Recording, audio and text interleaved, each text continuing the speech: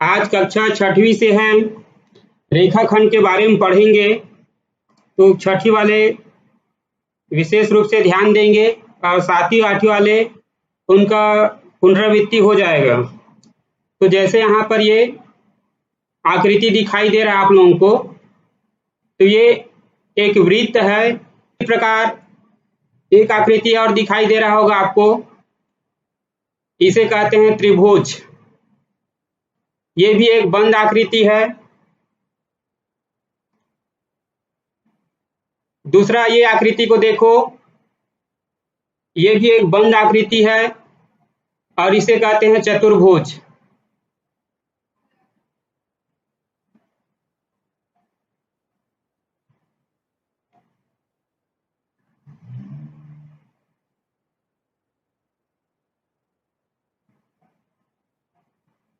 और ये आकृति है षड्भुज। ये भी एक बंद आकृति है। यह सभी आकृतियां बंद आकृति है। इसका नाम सुने होंगे। ये वृत्त है, ये त्रिभुज है, ये चतुर्भुज है और ये षड्भुज है। ये सभी बंद आकृतियां हैं। सभी एक रेखा के द्वारा बना हुआ है। त्रिभुज भी 3 रेखाओं से बना है, चतुर्भुज 4 रेखाओं से बना है, ये षड्भुज 6 रेखाओं से बना है। तो इस प्रकार ये सभी आकृतियां क्या है? बंद आकृतियां हैं। तो बंद आकृतियां किसे कहेंगे? एक निश्चित बिंदु से प्रारंभ होकर उसी निश्चित बिंदु पर समाप्त हो जाती है। इस प्रकार से बनने वाले आकृति को हम बंद आकृति कहते हैं। तो ये सभी क्या है? बंद आकृति। आगे देखिए, फिर ये वृत्त है, ये त्रिभुज है, ये चतुर्भुज है। नीचे में देखो एक अलग प्रकार की आकृति बनी हुई है। ये वाला आकृति को देखो। ये आकृति यहां से प्रारंभ होकर ये दूसरे बिंदु पर समाप्त हो रही है। एक निश्चित बिंदु से प्रारंभ होकर दूसरे निश्चित बिंदु पर क्या हो रही है? समाप्त हो रही है। तो हम ऐसे आकृति को क्या कहेंगे? खुली आकृति। उसी प्रकार इस आकृति को देखो, यहां से प्रारंभ होकर फिर ऐसे आया है, फिर इस प्रकार। ये पूरी तरह से बंद नहीं है, तो हम इसको भी क्या कहेंगे? खुली आकृति। उसी प्रकार ये भी देखो, यहां से स्टार्ट होकर ऐसे बना हुआ, यहां से स्टार्ट होकर इस प्रकार, ये भी क्या है? खुली आकृति है। तो बंद आकृति किसे कहेंगे? एक निश्चित बिंदु से प्रारंभ होकर उसी बिंदु पर समाप्त होती है। इस प्रकार बनने वाली आकृति को हम बंद आकृति कहेंगे। और दूसरी है खुली आकृति। ये इस प्रकार खुली आकृति है, एक निश्चित बिंदु से प्रारंभ होकर दूसरे निश्चित बिंदु पर समाप्त होती है। तो इस प्रकार बनने वाले आकृति को हम क्या कहेंगे? खुली आकृति। तो हम पहचान गए किसे बंद आकृति कहते हैं और किसे खुली आकृति। तो किसी बिंदु से प्रारंभ कर पुनः उसी बिंदु पर पहुंच जाते हैं। जैसे ये वृत्त है, यहां से स्टार्ट किए और फिर हम ऐसे आकृति बनाते हैं गोल, वहां पर पहुंच गए। तो ये एक प्रकार से क्या है? बंद आकृति है। त्रिभुज भी यहां से हम चालू कर रहे हैं और ऐसे खींचते हुए पुनः उसी बिंदु पर पहुंच जाते हैं। तो ये भी क्या है? बंद आकृति है। तो इस प्रकार हम बंद आकृति और खुली आकृति को क्या कर लिए? पहचान लिए। अब ये जो आकृति, जो त्रिभुज जो बना है, 3 रेखाखंड से बना हुआ है, 3 रेखाओं से बना हुआ है। चतुर्भुज 4 रेखाओं से बना हुआ है। तो यहाँ पर देखो, ये एक सरल रेखा में बना हुआ है। और ये जो खुली आकृति है, इसको बोलते हैं वक्र रेखा, जो टेढ़ी मेढ़ी रेखाओं से बना हुआ है। तो ये वक्र रेखा है। जैसे यहाँ पर ये जो चित्र दिखाई दे रहा है, एक रेखा की दिखाई दे रहा है आपको, ये एक सरल रेखा है। यह एक सरल रेखा है। तो हम इसको जितना भी आगे बढ़ाएंगे, इसको जितना भी हम आगे बढ़ाएंगे, ये आगे बढ़ते रहेगा एक दिशा में, और दूसरी दिशा में भी ये भी आगे बढ़ते रहेगा। तो इस प्रकार के जो सीधी रेखा होते हैं उसको बोलते हैं सरल रेखा। और जो ये नीचे में जो इस प्रकार ऐसे खिंचाया है, वो टेढ़ी मेढ़ी रेखा है, अर्थात उसको वक्र रेखा कहते हैं। तो ऊपर वाले ये सरल रेखा है जो दोनों दिशा की ओर निरंतर लगातार आगे बढ़ती जाती है, तो हम इसको क्या कहेंगे, सरल रेखा। ये सरल रेखा है। तो सरल रेखा हम इस प्रकार खींच सकते हैं, आप लोग आसानी से खींच सकते हैं सरल रेखा, और ये ऐसे संकेत बना देना है। तो इस संकेत का मतलब ये होता है कि ये दोनों दिशा में निरंतर आगे बढ़ते जाती है ये। तो इस प्रकार की रेखा को हम क्या बोलेंगे, सरल रेखा। वक्र रेखा जो टेढ़ी मेढ़ी खींचा रहता है उसको हम वक्र रेखा कहते हैं। तो सरल रेखा समझ में आ गया होगा कि सरल रेखा दोनों दिशा की ओर जितना बढ़ाना चाहेंगे उतना बढ़ जाता है। सरल रेखा दोनों दिशा की ओर निरंतर आगे बढ़ती है, और इस प्रकार उसको संकेत लगाकर उसको सरल रेखा हम खींच सकते हैं। तो सरल रेखा की परिभाषा याद रखेंगे। सरल रेखा किसे कहेंगे, ऐसी सीधी रेखा जिसको दोनों ओर कितना भी बढ़ाएं कभी खत्म नहीं होती, मतलब दोनों दिशा की ओर निरंतर आगे बढ़ती है, वो खत्म नहीं होगी। ऐसी रेखा को हम क्या कहेंगे, सरल रेखा। ऐसी सीधी रेखा जिसको दोनों ओर कितना भी बढ़ाएं कभी खत्म नहीं होती, ऐसी रेखा को हम क्या कहेंगे, सरल रेखा। तो ये सरल रेखा हो गया। इसको देखो, ये केवल एक दिशा की ओर बढ़ रही है। इस प्रकार एक दिशा की ओर केवल बढ़ रही है, एक निश्चित बिंदु से प्रारंभ होकर निरंतर आगे की ओर बढ़ती है, तो हम उसे कहेंगे ये किरण है। क्या है, किरण। तो किरण की परिभाषा क्या हो जाएगा, देखो, किरण ऐसी सीधी रेखा जो एक बिंदु से प्रारंभ होकर एक ही ओर बढ़ती जाती है उसे किरण कहते हैं। किरण किसे कहेंगे, जैसे यहाँ पर ए बिंदु से प्रारंभ हुआ है, यहां से प्रारंभ हुआ है और निरंतर आगे की ओर क्या हो रही है, बढ़ रही है। ये तीर का निशान उसका संकेत है, ये एक ही दिशा की ओर निरंतर आगे बढ़ती जाती है, तो इसे हम क्या कहेंगे, किरण कहेंगे। तो किरण किसे कहेंगे, ऐसी सीधी रेखा जो एक बिंदु से प्रारंभ होकर एक ही ओर बढ़ती जाती है उसे हम किरण कहते हैं। तो किरण का चित्र बना सकते हैं। यहाँ पर एक बिंदु ले लेंगे, वो भी बी लेते हैं तो बी ले लेंगे, और यहाँ पर एक इस प्रकार किरण खींच देंगे सीधी रेखा, और ये तीर का निशान लगा देंगे। इसका मतलब ये हुआ ये केवल एक ही दिशा में निरंतर आगे बढ़ती जाती है, उसे हम क्या कहेंगे, किरण कहते हैं। चलिए आगे देखते हैं। ये जो है देखो, यहाँ पर एक रेखा खींच रहा हूं, ये सीधी रेखा, ये एक रेखा है देखो। तो मैं यहाँ ए से प्रारंभ किया हूं, एक निश्चित बिंदु से प्रारंभ किया हूं, और एक दूसरे निश्चित बिंदु पर क्या हो रहा है, समाप्त हो रहे हैं। तो ऐसी रेखाओं को हम क्या कहेंगे, रेखाखंड कहेंगे। तो रेखाखंड की परिभाषा क्या बोल देंगे, एक निश्चित बिंदु से प्रारंभ होकर दूसरे निश्चित बिंदु पर समाप्त होती है, ऐसी रेखाओं को रेखाखंड कहते हैं। देखिए यहाँ पर ए बिंदु से प्रारंभ हुआ है, ए बिंदु से प्रारंभ हुआ है और बी बिंदु पर क्या हो गई है, समाप्त हो गई है।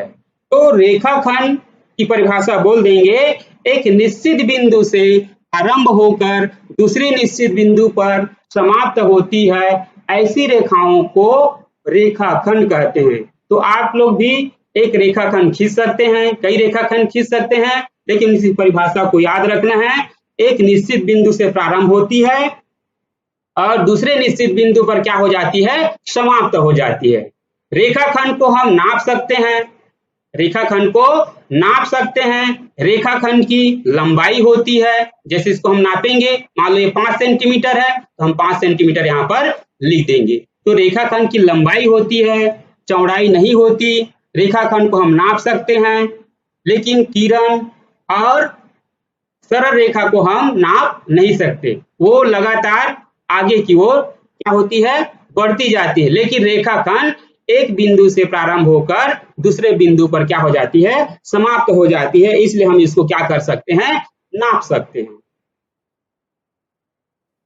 आगे देखिए, ये यहाँ पर बिंदु दिखाई दे रहा है, व्हाइट कलर में आपको एक डिब्बा में बिंदु दिखाई दे रहा है। एक बिंदु यहाँ दिखाई दे रहा है, एक बिंदु यहाँ दिखाई दे रहा है, एक बिंदु यहाँ दिखाई दे रहा है। तो ये बिंदु को देखो ध्यान से, ये एक सीध में है, एक सीध में है ये, और दूसरे चित्र में देखो यहाँ पर बिंदु अलग अलग है, एक सीध में नहीं है। तो जो एक सीध में है, तीसरा बिंदु देखो, तीसरा आकृति में देखो, यहाँ पर जो 4 बिंदु है वो एक सीध में है, एक सरल रेखा में है। तो हम इस प्रकार के बिंदु को समरेख बिंदु कहेंगे। दूसरी आकृति में देखो, यहाँ पर ये बिंदु यहाँ पर है, एक बिंदु यहाँ पर है और एक बिंदु यहाँ पर है। तो ये दोनों सरल रेखा में है, लेकिन ये तीसरा जो बिंदु है वो सरल रेखा में नहीं है।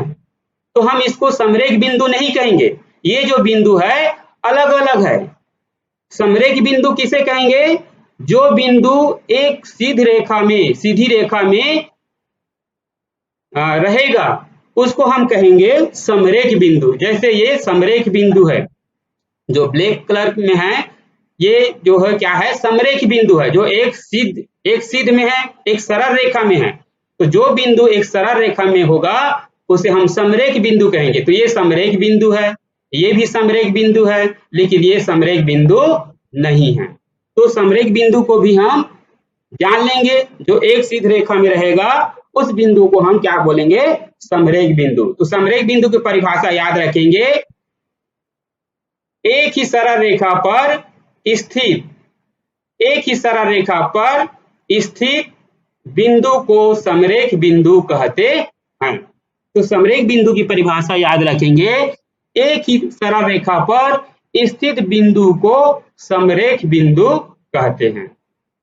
तो इस प्रकार हम समरेख बिंदु को जान गए। अब यहाँ पर देखो, यहाँ पर बहुत सारी यहाँ पर रेखा खिंचाया हुआ है। तो मान लो यहाँ पर हम एक बिंदु ले लेते हैं यहाँ पर।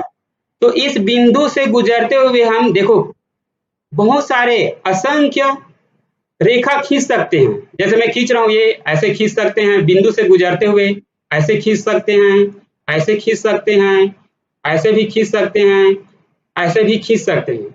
मतलब हम एक बिंदु से असंख्य रेखाखंड खींच सकते हैं। एक बिंदु से हम असंख्य रेखाखंड खींच सकते हैं। जैसे अब मैं यहाँ पर एक बिंदु ले लिया, अब इस बिंदु से कितना रेखाखंड खींच सकते हैं? असंख्य, जिसकी गिनती ना हो। तो हम ऐसे खींच सकते हैं, इस प्रकार खींच सकते हैं, इस प्रकार खींच सकते हैं। तो बहुत सारे रेखाखंड हम खींच सकते हैं, मतलब असंख्य।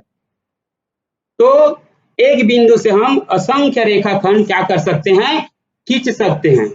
और मान लो यहाँ पर 2 बिंदु दिया है, तो दो बिंदु से हम कितनी रेखाखंड खींच सकते हैं? तो खींच के देखते हैं, 2 बिंदु से कैसे खींचेंगे।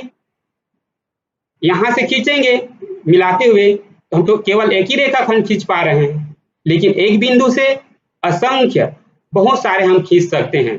लेकिन 2 बिंदु से हम केवल एक ही रेखाखंड खींच सकते हैं, इस प्रकार। और 3 बिंदु से कैसे खींचेंगे? 3 बिंदु से कितनी रेखाखंड खींच सकते हैं? देखो, 3 बिंदु लेकर हम खींच के देखते हैं कितनी रेखाखंड खींच सकते हैं।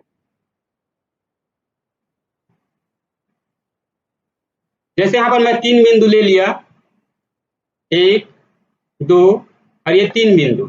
अब इस 3 बिंदु से हम कितने रेखाखंड खींच सकते हैं? एक रेखाखंड ऐसे खींच सकते हैं, ये। दूसरी रेखाखंड ऐसे खींच सकते हैं, तीसरी रेखाखंड ऐसे खींच सकते हैं। तो 3 बिंदु को लेते हुए हम 3 रेखाखंड क्या कर सकते हैं? खींच सकते हैं। लेकिन एक बिंदु से हम असंख्य रेखाखंड खींच सकते हैं, और 2 बिंदु से केवल हम एक रेखाखंड इस प्रकार खींच सकते हैं। तो इस प्रकार एक बिंदु से असंख्य रेखाखंड खींच सकते हैं, और 2 बिंदु से हम केवल एक ही रेखाखंड खींच सकते हैं। तो इसको याद रखना है आप लोगों को। अब रेखाखंड खींचने के लिए हमको स्केल पट्टी की जरूरत पड़ेगी।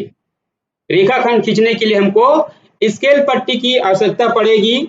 तो स्केल पट्टी का माप को हमको जानना है, उसके इकाई को जानना है। देखो यहाँ पर लिखा है सेंटीमीटर, सीएम लिखा है मतलब सेंटीमीटर, और ये है इंच। तो हम स्केल पट्टी के बारे में थोड़ा सा जान लेते हैं। हमको अभी आगे रेखाखंड खींचना पड़ेगा। तो जैसे हमको 5 सेंटीमीटर का रेखाखंड खींचना है तो हम यहाँ पर स्केल पट्टी रखेंगे, और ये है जो शून्य है, यहाँ पर ये शून्य है, और यहाँ पर से हम 5 सेंटीमीटर कहाँ तक होगा, ये 5 सेंटीमीटर का निशान है, और यहाँ से हम इस प्रकार सीधा क्या कर देंगे, स्केल पट्टी लगाकर रेखाखंड खींच देंगे, तो ये हो जाएगा 5 सेंटीमीटर। तो यहाँ पर स्केल पट्टी में 10 मिलीमीटर बराबर 1 सेंटीमीटर होता है। जो यहाँ पर खाना दिख रहा है, 10 भाग दिख रहा है यहाँ पर, जैसे ये 1 2 3 ऐसे करके यहाँ तक 1 तक 10 खाना है, मतलब 10 मिलीमीटर, सभी 1-1 मिलीमीटर है, और 10 मिलीमीटर बराबर होता है 1 सेंटीमीटर।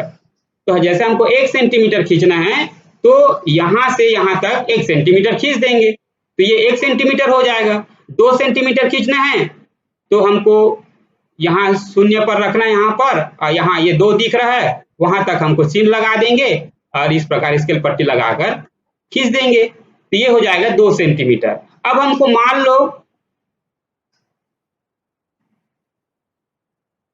3.5 खींचना है, स्केल पट्टी को समझना है, 3.5 खींचना है। तो 3.5 कहाँ तक होगा, यहाँ पहले निशान लगाएंगे यहाँ, उसके बाद 3.5, यहाँ पर 3.5, तो ये 5 मिलीमीटर है, 3 ये सेंटीमीटर हो जाएगा, यहाँ तक ये 3 सेंटीमीटर हो जाएगा। उसके आगे क्या है 5, तो हमको इसी खाने को 5 खंड गिनना है, 1 2 3 4, ये 5, ये जो बड़ी लाइन है ये 5, और ये यहाँ से 0, इन दोनों पॉइंट को क्या कर देंगे, मिला देंगे, तो ये हो जाएगा 3.5 सेंटीमीटर। तो इस प्रकार यदि हमको 4.2 खींचना है, 4.2 सेंटीमीटर, तो 4.2 कहाँ तक होगा, तो ये स्केल पट्टी में देखना, ये 4 लिखा है। अब उसके बाद इसी के आगे 2 पॉइंट और लेना है, 2 लाइन और लेना है, 1 और ये 2, तो यहां तक ऐसे खींचाएगा, वो हो जाएगा 4.2 हो जाएगा। तो इस प्रकार पॉइंट में रहेगा, दशमलव में रहेगा, तो हम इस 10 खाने को गिन कर उसको रेखाखंड खींच देना है। तो इस प्रकार हम स्केल पट्टी को समझ गए। इसमें 10 मिलीमीटर बराबर 1 सेंटीमीटर होता है, मतलब ये 10-10 मिलीमीटर, यहाँ पर भी 10 मिलीमीटर है, यहाँ पर 10 मिलीमीटर, सब 10-10 मिलीमीटर है, और 10 मिलीमीटर बराबर क्या होता है 1 सेंटीमीटर। तो यहाँ पर जो दिखाई दे रहा है ये स्केल पट्टी 12 सेंटीमीटर दिखाई दे रहा है, यहाँ तक 12 सेंटीमीटर है, और जो नीचे में पैमाना दिखाई दे रहा है वो इंच है। क्या है, इंच। ये एक यहाँ से लेकर यहाँ तक 1 इंच हो जाएगा, ये 2 इंच, ये 3 इंच, और ये 4 इंच। तो इस प्रकार हम स्केल पट्टी में, इस प्रकार सभी स्केल पट्टी में ऐसा रहता है। तो इस प्रकार हम जितने नाप के बताएंगे उतना नाप के हम रेखाखंड क्या कर सकते हैं, खींच सकते हैं। तो सभी लोग स्केल पट्टी के बारे में समझ गए होंगे। स्केल पट्टी दिखाई दे रहा है आपको? हाँ, हेलो, हाँ हाँ, चलो 1 मिनट, थोड़ा सा मैं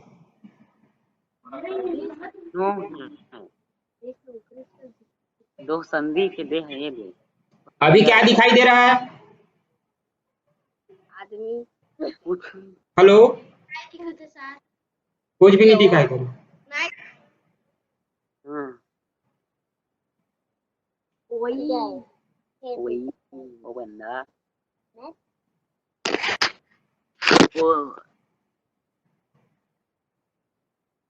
अब दिखाई दे रहा है? यस सर, स्केल पट्टी दिखाई दे रहा है? सर, हाँ हाँ, चलो देखो स्केल थोड़ा सा बता रहा हूँ कैसे खींचेंगे रेखाखंड। Yes sir. जैसे हमको यहाँ पर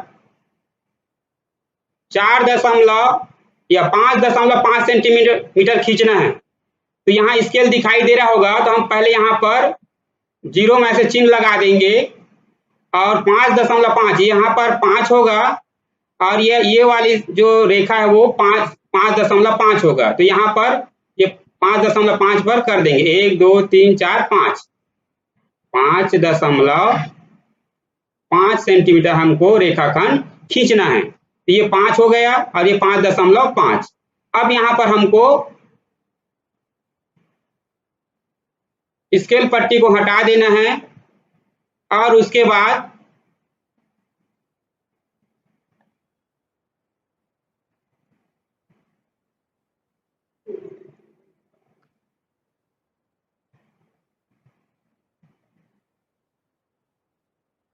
ये 5.5 यहाँ पर खींचेंगे इस प्रकार। उसके बाद ये वाले स्केल पर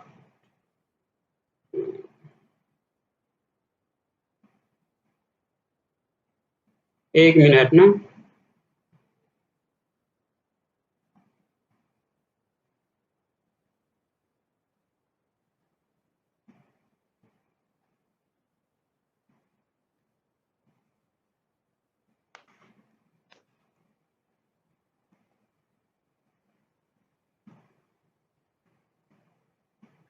देखो यहाँ पर अब हमको यहाँ पर 5.5 सेंटीमीटर खींचना है, तो यहाँ पर एक बिंदु लगा देंगे।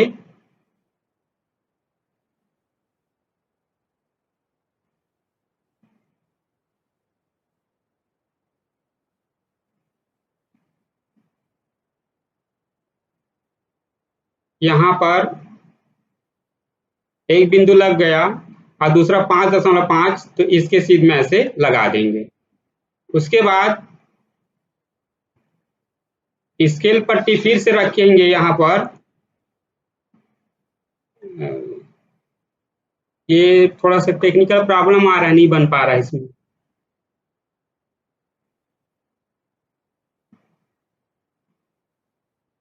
तो इसी में बता देता हूँ आप लोगों को कैसे खींचना है। जैसे ये 0 हो जाएगा, ये 5.5 स्केल पट्टी रख कर इस प्रकार हम ऐसे सीधी रेखा खींच देंगे, तो ये हो जाएगा 5.5।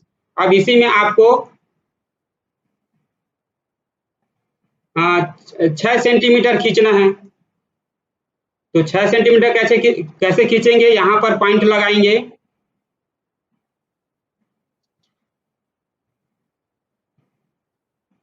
यहाँ पर ऐसे पॉइंट लगा देंगे।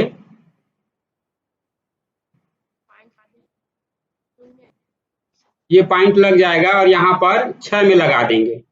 उसके बाद यहाँ से 6 तक ऐसे स्केल पट्टी रखकर क्या कर देना है, खींच देना है। तो ये है 6 का पॉइंट। यहाँ पर इस प्रकार हमको स्केल पट्टी की सहायता से विभिन्न माप के रेखाखंड हम क्या कर सकते हैं, खींच सकते हैं।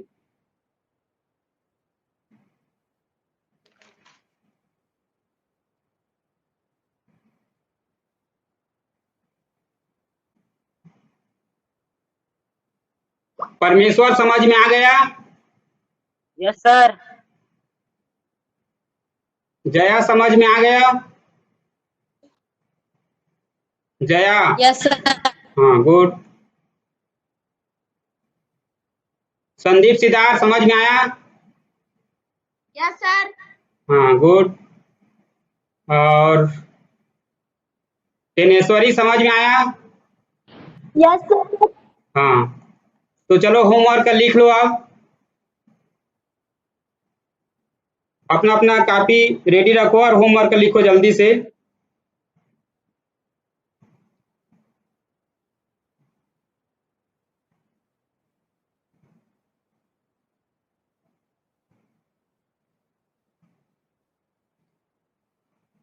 हाँ लिखो, पहला प्रश्न है